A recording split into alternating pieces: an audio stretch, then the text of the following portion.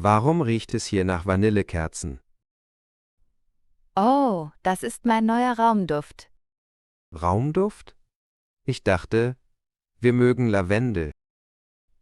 Lavendel war letzte Woche. Jetzt wollte ich mal was Neues. Hast du die Kerzen versteckt? Nein, das ist ein Diffuser. Kein Platz für Kerzen. Ah, wie funktioniert das? Wasser und ein paar Tropfen Öl. Kein Feuer nötig. Aber Vanille wirkt irgendwie weihnachtlich. Vielleicht. Aber es ist warm und angenehm. Und was ist, wenn ich Zitrone will? Dann wechseln wir die Öle. Ganz einfach. Klingt gut.